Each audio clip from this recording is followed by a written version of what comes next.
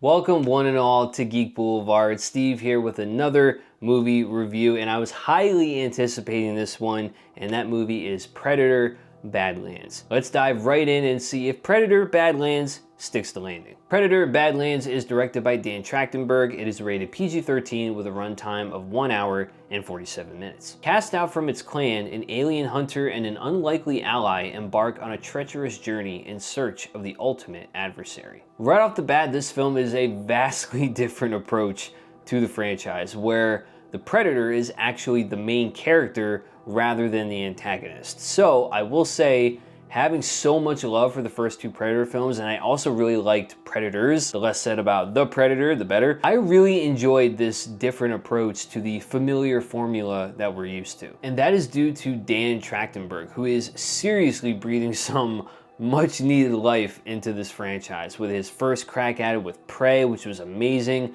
as well as the anthology animated film Killer of Killers, which he co-directed, and now this. It just blows my mind how well he understands the lore and respects it, but still wants to mix things up in the right way that you're actually excited to see how it all unfolds on screen. Our main character is Dek, who is played by Demetrius Kaloa Matangi. I hope I'm saying that right. He is the runt of his clan of the Yautja, and he needs to earn his keep. So he's tasked with hunting and killing something that is supposedly unkillable in order to prove to his clan, get his honor and prove that he belongs. And that's kind of how our story kicks off, essentially. It was a really great journey seeing Dek evolve as a character and becoming something more than what he initially set out to be, which is a member of a family.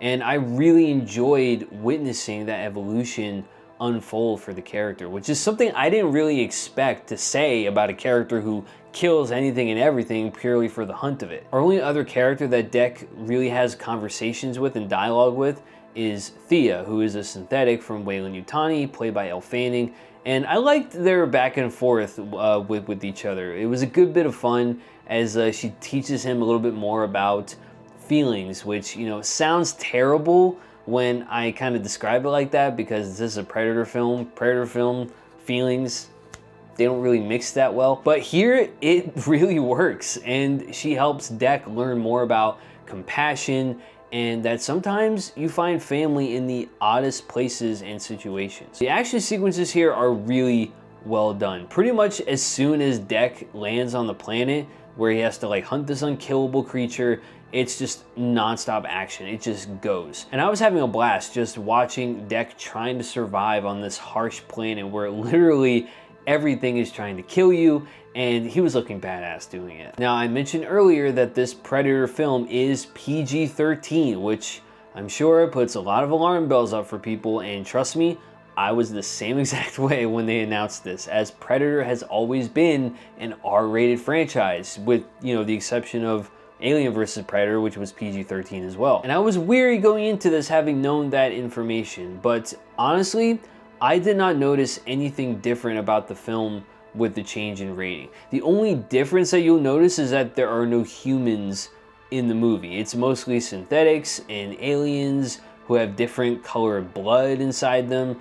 And with that, there's still plenty of decapitations. There's limbs getting ripped off, torn off, eaten off. It's still a violent film, and they can get away with it because there's no humans in the movie, there's no human bloodshed, so the PG-13 kind of works itself out for this type of, installment. I do have some criticisms, mainly that the film does take a little bit of a dip in pacing at a certain point, which initially I was starting to think, okay, I need some action here, things are kind of starting to get a little slow now, but as soon as I thought that, it kicked right back into gear again. So it didn't linger too long, but it was noticeable enough that I felt I needed to just kind of share that with you. Also, the final action sequence was a bit underwhelming to me as opposed to the rest of the film. I just felt it lacked a little bit of punch because the setting is different, it's not as lively, the circumstances surrounding it and everything, it just made it feel not as exciting as those other really cool moments that happened previously. Not sure how you will feel when you see the movie for yourself, because everyone has different opinions, of course,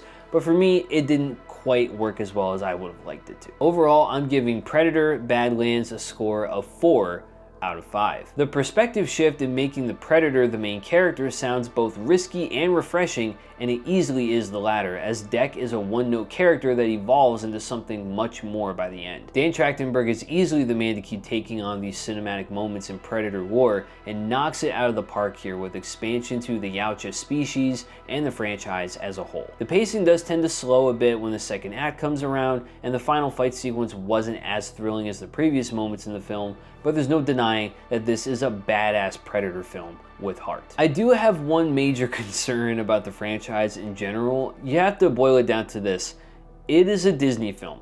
It's a PG-13 Disney Predator film. Disney usually is more about broad appeal and getting as many moviegoers in theaters as possible, maximizing those profits. My concern is that because this film so far has been a success at the box office, and I'm sure it will continue to be in the next few weeks, that they will go ahead and just start making Predator PG-13 over time. And if there's anything Disney cares about more other than politics, it's usually the bottom line. I don't want Predator being watered down that way because one film was a success, so now they feel they need to repeat it by making every single entry after it PG-13. I still want a classic Predator film helmed by Dan Trachtenberg.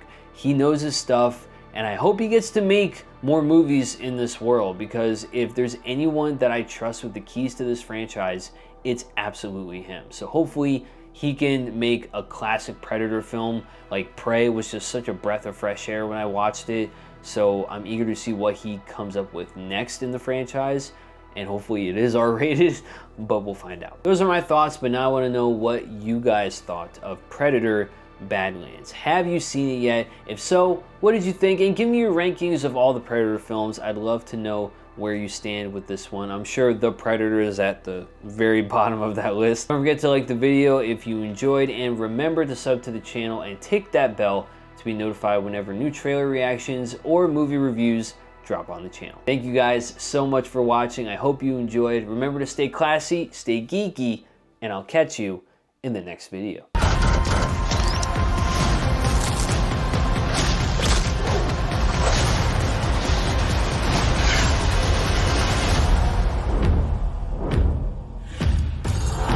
We might not be alone in this hunt.